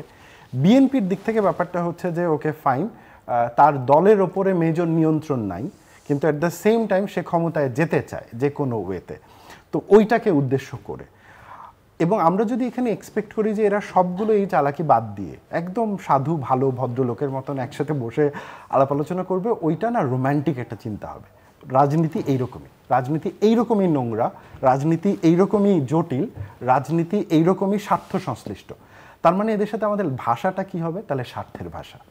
মানে নো মোর রোমান্টিক ভাষা, লেটস স্বার্থের ভাষায় কথা বলা। এখন স্বার্থের ভাষায় কথা বললে কি লাগবে? জামায়াত তার যখন স্বার্থ নিশ্চিত হয়ে যাবে সেই ইলেকশনের জন্য বসে যাবে। এনসিপি যখন দেখবে যে ডিসিশন থেকে তাদের খানিকটা স্বার্থ নির্ধারিত হচ্ছে, তার ইলেকশনের জন্য রাজি হয়ে যাবে। বিএনপিকে মেকশিওর করতে হবে যে সে এই স্বার্থটা ঠিক মতন দিতে পারছে কি পারছে না। এখন এইটা কেউ পাবলিকলি আমরা বলবো না রাজনীতিবিদের জায়গা থেকে, কারণ এটা বললে তখন রাজনীতির ওই ফাইটের জায়গাটা আর থাকে না। কিন্তু এটাই তো বাস্তবতা, মানুষ এটা আমরা বুঝি, হ্যাঁ, যে আসলে নেগোসিয়েশনটা কোন জায়গাতে হচ্ছে। কিন্তু এই তিন পক্ষেরই একটা জিনিস বোঝা উচিত যে আমরা একটা সিরিয়াস ন্যাশনাল সিকিউরিটি ক্রাইসিসের মধ্য দিয়ে যাচ্ছি। আমাদের এই ন্যাশনাল সিকিউরিটি ক্রাইসিস অ্যাভার্ট হয় নাই। এই ন্যাশনাল সিকিউরিটি ক্রাইসিসের এন্ট্রি পয়েন্ট আওয়ামী লীগ শুরু করেছিল দেশের গণতন্ত্র ধ্বংস করে দিয়ে। এবং এর যে সেকেন্ড ফেজ, আমরা এখন সেকেন্ড ফেজে আছি, যখন আমরা প্রত্যাশা করছি এই সিকিউরিটি ক্রাইসিসটা অ্যাভয়েড করার উপায় হচ্ছে গণতন্ত্রে ফেরত যাওয়া। বাট যদি আমরা ফেরত যেতে না পারি তাহলে কি হবে? তাহলে হচ্ছে যে নন স্টেট অ্যাক্টর যারা রয়েছে, এবং সেইখানে যেমন ইসলামিস্ট এলিমেন্ট রয়েছে, সেখানে র্যাডিক্যাল এলিমেন্ট রয়েছে, সেইখানে হচ্ছে যে জিওপলিটিক্যাল যে ইন্টারেস্ট গ্রুপরা রয়েছে, তারা অনেক বেশি ম্যানুভার করার চেষ্টা করবে। আমরা কেন এই জিনিসটা বুঝতে পারতেছি না যে মায়ানমারে গৃহযুদ্ধ চলতেছে, ইন্ডিয়া আমাদের মানে ঘাড়ের ওপরে ব্যালিস্টিক বোমা নিয়ে মানে মিসাইল নিয়ে বসে আছে, মানে আমাদের ক্যাপিটাল ইন্টায়ারলি ইন্ডিয়ার ব্যালিস্টিক মিসাইলের মধ্যে পড়ে। ওই দিক থেকে মায়ানমার দুইটা যদি ব্যালিস্টিক মিসাইল করে, আমাদের চিটাগাং পোর্ট বন্ধ হয়ে যাবে। আমাদের ঘরের মধ্যে পলিটিক্সের ঠিক ঠিকানা নাই। আমাদের প্রধান একটা বড় রাজনৈতিক দল আওয়ামী লীগ, সে নাগরিকদেরকে হত্যা করে রাজনীতি থেকে বিতাড়িত, কোনো নিশ্চয়তা নাই কবে এরা রাজনীতিতে ফেরত আসবে। এর যে 3-4 কোটির যে ভোটার কবে পলিটিক্যাল সিস্টেমে অ্যাকিউমুলেট হবে, কোনো নিশ্চয়তা নাই। অন্যদিকে যারা মানে নির্বাচনে অংশগ্রহণ করতে চাচ্ছেন এবং তারাও নির্বাচন নিয়ে একমত না কোন পদ্ধতিতে হবে, তার মানে হচ্ছে যে একটা দেশের ন্যাশনাল সিকিউরিটি এবং রেগুলার স্ট্যাবিলিটি মেনটেনের জন্য যে পলিটিক্যাল ফোর্সগুলোর অ্যাক্টিভ থাকার কথা তা প্রত্যেকটা শ্যাটার্ড। আমাদের মিলিটারি হাফ ব্রোকেন অলমোস্ট, আমাদের পুলিশ সিস্টেম ফাংশনাল না, আমাদের সরকার অত্যন্ত ক্ষুদ্র একটা পরিসরে কাজ করছে। আসলে এটা শুধু সরকারকে দোষ দিয়েও লাভ নাই, 16-18 জন উপদেষ্টা নিয়ে কি কাজ করবে? মানে ইউজুয়ালি তো আমাদের সরকারের আকার অনেক বড়, কিন্তু এই সরকারের আকার তো অনেক ছোট। তো এইরকম একটা অবস্থায় যদি আমরা লং টার্ম এইভাবে চলতে থাকি, এবং আমরা রাস্তায় যে ধরনের মবগুলো দেখছি, এবং এই মব হওয়ার পরিবেশ তো সমাজে আছে, সমাজে তো ওই যে হিংসার মাধ্যমে দাবি আদায়ের প্রবণতাটা তো আছে। তো এইটা যদি আরও নিয়ন্ত্রণের বাইরে চলে যেতে থাকে, তখন আমরা যে ক্যাওসের মধ্যে যাব, আমার মনে হয় যে ওই ক্যাওস আমরা কেউ পছন্দ করব। আমার নিজের কাজ করার সুযোগ হয়েছে টার্কিতে, সিরিয়ান রিফিউজিদেরকে দেখার সুযোগ হয়েছে নিজের থেকে। আমি ডেনমার্কে যখন পড়াশোনা করছি তখন দেখছি যে আফ্রিকান রিফিউজিরা ওখানে কিভাবে আছে। আমরা এই জিনিসটা কেউ বুঝতে পারতেছি না। আজকে যদি ন্যাশনাল সিকিউরিটিতে আমরা নজর না দেই, একটা পলিটিক্যাল রিসেটেলমেন্টের দিকে না যাই, বাঙালি মুসলমানকে ইন্ডিয়া নিবে না, মায়ানমার নিবে না, টার্কিও নিবে না, সৌদি আরবও নিবে না। আমাদের বঙ্গোপসাগরে ঝাঁপ দেওয়া ছাড়া আর কোনো জায়গা নাই। 18 কোটি মুসলমান, বঙ্গোপসাগরই শেষ আশ্রয়। তো এখন এইটা যদি আমরা চিন্তা না করি, বৃহত্তর স্বার্থে যদি বর্তমানে ছাড় না দিই, জিলুর ভাই, আমার মনে হয় না যে আশার কথা খুব একটা বলা রয়েছে। But I don't want to sound like alarmist. Still I believe there are sensible force যারা কাজ করছে পজিটিভলি একটা কনস্ট্রাকটিভ ইলেকশনের দিকে যাওয়ার। আমাদের উচিত হবে ওই কনস্ট্রাকটিভ ফোর্সটাকে সাপোর্ট দেওয়া, এবং আলটিমেট কথাটা হচ্ছে ইউনুসকে ব্যর্থ হতে না দেওয়া। বিকজ আমি ব্যক্তিগতভাবে ওনার প্রতি আস্থা রাখি, বাট আমি চাই যে ওনার টিমের মধ্যে নানা রকমের লোকজনের যে নানা ধরনের এজেন্ডা রয়েছে, তার বাইরে গিয়ে উনি পিওরলি দেশের স্বার্থের জায়গা থেকে কাজ করবে, এবং আমার বিশ্বাসও রয়েছে উনি এটা করবেন। হয়তো বা last call he will make in favour of better. So let's have that hope. Rashidul Islam. জি, না, আলী ভাইয়ের অনেক কথা বললেন, বাট আমি আশাবাদী মানুষ। আমি জিল্লু ভাই, আপনি জানেন যে আমাদের প্রধান নির্বাচন কমিশনার, উনি সাম্প্রতিক সময়ে আমাদের মাননীয় প্রধান উপদেষ্টার সঙ্গে উনি সাক্ষাৎ করার পরে হয়তো ইলেকশনের সুনির্দিষ্ট কোনো ডেট ঘোষণা করা হয়নি, কিন্তু উনি কিন্তু বলেছেন যে আমরা ফেব্রুয়ারি থেকে এপ্রিলের মধ্যে নির্বাচনের প্রস্তুতি শুরু করেছি। এবং আমার মনে হয় এটাই বাস্তবতা, এবং সেভাবেই প্রস্তুতি নেওয়া হচ্ছে। আর পলিটিক্যাল পার্টিগুলোর মধ্যে যে বিভিন্ন জায়গায় যে দ্বিমত রয়েছে, আমি বলবো যে আপনি দেখেন যে জাতীয় ঐক্যমত্য কমিশন যেটি, তাদের নেতৃত্বে কিন্তু কয়েকটি জায়গায় ঐক্যমত্যে পৌঁছানো গেছে। যেমন হচ্ছে 2বারের বেশি প্রধানমন্ত্রী হতে পারবেন না, বিএনপি কিন্তু মেনে নিয়েছে। তারপরে আপনার 100 মানে নারী সংসদ সদস্যদের সংখ্যা 50 থেকে বাড়িয়ে 100 করা, উচ্চ কক্ষ তৈরি করা এবং সেখানে 100 এমপির 100 জনকে নির্বাচিত করা।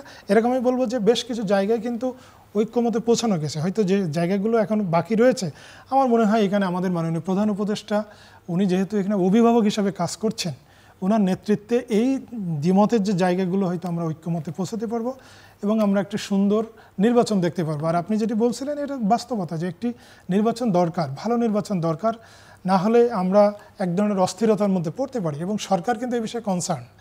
আমার মনে হয় আমরা সেদিকে যাচ্ছি এবং আশাবাদী যে আমরা হয়তো একটা ভালো নির্বাচন দেখতে পাবো। সোব্বা, আপনার কি ধারণা, জাস্ট আমি আপনাদের দুজনকে একটু যদি শেষ প্রশ্ন, মানুষের যেখানে সবচেয়ে বেশি কৌতূহল যে আপনি কবে নির্বাচন দেখেন আর আপনি কবে দেখেন? আমি মানে যদি আমরা দিনক্ষণ বা সময় ধরে একটা ফ্রেমের মধ্যে ফেললে আলোচনাটা করতে চাই বা বুঝতে চাই, এইটা বলার মতন যে পরিমাণ তথ্যপাত্র আমার হাতে থাকা দরকার আমার কাছে আসলে ওইটা নাই। তো ফলে আমি স্পেসিফিক কোনো ডেট বলতে পারবো না। তবে সরকার যে দুইটা, মানে একটা হচ্ছে যে সরকার নিজে থেকে একটা ডেট দিয়েছে, আর একটা হচ্ছে বিএনপির সাথে আলাপের প্রেক্ষিতে একটা নতুন সময় টাইমলাইন আসছে।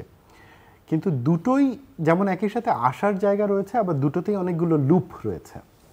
তবে আমার ব্যক্তিগতভাবে মনে হয় যে সরকার যদি এই দুটোর যে কোনো একটা মেইনটেইন না করে এবং এর বাইরে গিয়ে কোনো একটা অবস্থান নেয়, ওইটা সরকারের স্ট্যাবিলিটিকে হুমকির মুখে ফেলবে। কারণ বাংলাদেশের পাওয়ার স্ট্রাকচারে যে কয়টা পাওয়ার এলিমেন্ট রয়েছে, পলিটিক্যাল পার্টি, মিলিটারি, গভর্নমেন্ট এবং হচ্ছে যে বিজনেস কমিউনিটি, এই মেজর যে 4-5টা ব্লক রয়েছে, তারা মনে হয় না যার খুব বেশি দিন এখানে মানে ব্লাইন্ডলি সরকারকে সাপোর্ট দেবে। তো আমার মনে হয় যে ইটস বেটার নিজের ভালোর জন্য হলেও এবং দেশের ভালোর জন্য হলেও ওই দুইটার যে কোনো একটা টাইম লাইনে ফিক্স থাকা। আমি আর্লি ইলেকশন চাই। আমি ব্যক্তিগতভাবে আমার পজিশন হচ্ছে we need to have election as soon as possible. আমাদের ডেফিনেটলি নেক্সট যে সরকারটা আসবে এবং সে যেই সরকারই আসুক, সে যদি নির্বাচিত জামায়াত আসে তাহলে আমাদের তারই নেতৃত্ব মেনে নিতে হবে। যদি চরমোনাইয়া পীর সাহেব প্রধানমন্ত্রী হয়, আমাকে তার নেতৃত্ব মেনে নিতে হবে। যদি তার যে প্রধানমন্ত্রী হয়, তার নেতৃত্ব মেনে নিতে হবে। মানে জনগণ যাকে চুজ করবে তাকেই মেনে নিতে হবে। কিন্তু পয়েন্টটা হচ্ছে যে এই ইলেকশনটা খুবই জলদি হওয়া উচিত। জিলু ভাই, আমার মনে হয় নির্বাচনের যেহেতু একেবারে সুনির্দিষ্ট ডেট ঘোষণা হয়নি, এই কারণে আমার মনে হয় যে ধোঁয়াশার একটা মনে হচ্ছে যে নির্বাচন আদৌ হবে কিনা এরকম ধোঁয়াশা। কিন্তু আমি মনে করি যে ফেব্রুয়ারি থেকে এপ্রিলের 15 তারিখ, যেটি আমাদের মাননীয় প্রধান উপদেষ্টা গত ঈদের আগেই যে ডেটটি উনি ঘোষণার ডেট বলতে উনি একটা সময় দিয়েছিলেন যে এপ্রিলের প্রথমার্ধে। আমার মনে হয় ফেব্রুয়ারি থেকে এপ্রিলের প্রথমার্ধের মধ্যে নির্বাচন হয়ে যাবে। দর্শক অনুষ্ঠানের শেষ প্রান্তে আমরা সামাজিক যোগাযোগ মাধ্যম ফেসবুক, এক্স এবং ইউটিউবে তৃতীয় মাত্রা লাইভ স্ট্রিম হচ্ছে আপনারা দেখতে পারেন। টেলিভিশন পর্দায় দেখতে না পারলে যে কোনো সময় যে কোনো স্থান থেকে ইউটিউবে তৃতীয় মাত্রা চ্যানেলটি সাবস্ক্রাইব করি পুরোনো পর্বগুলো আপনারা দেখতে পারেন। মিস্টার আসিবিন আলী এবং mister S M Rashedul Islam, অসংখ্য ধন্যবাদ এই আলোচনা অংশ নেওয়ার জন্য। দর্শক, আমরা গণমাধ্যম নিয়ে আলোচনা শুরু করেছিলাম এবং বাংলাদেশের গণমাধ্যমের যে অভ্যন্তরীণ সংকট এবং তার যে পেশাদার হয়ে ওঠার যে দুর্বলতা, সেটি আমার অতিথিরা মোটামুটিভাবে চিহ্নিত করবার চেষ্টা করেছেন। রাজনৈতিক সংকট নিয়ে ওনারা কথা বলেছেন এবং এখানে সামনে চ্যালেঞ্জগুলো কী কী সেগুলো আলোচনার মধ্যে এসেছেন। দুজনই আশাবাদী, হতাশ করতে চান না আমাদেরকে, যে নির্বাচনটা হয়তো মোটামুটি যেভাবে আলোচনা হচ্ছে সেই আলোচনার সীমার মধ্যেই হবে। কিন্তু আমার এক অতিথি অত্যন্ত দ্রুততার সঙ্গে বলছিলেন যে যত আর্লি নির্বাচন হয় ততই আসলে দেশের জন্য কল্যাণকর এবং মঙ্গলজনক, এবং যিনি নির্বাচিত হন না, যারাই নির্বাচিত হন না কেন, মানুষ তাদেরকেই পছন্দ করুন কিংবা না করুন, গণতান্ত্রিককে তাদেরকেই গ্রহণ করতে হবে বা মেনে নিতে হবে। আমরা আশা করব যে রাজনৈতিক সংকট তৈরি করবার চেষ্টা কোনো মহল থেকে হয়তো আছে, অনেকে মনে করছেন, সেটা বাদ দিয়ে আসলে নির্বাচনের দিকে যাওয়া দেশের জন্য এবং সবার জন্য কল্যাণকর হবে। আমাদের সঙ্গে থাকবার জন্য অসংখ্য ধন্যবাদ। আপনাদের সবার জন্য শুভকামনা।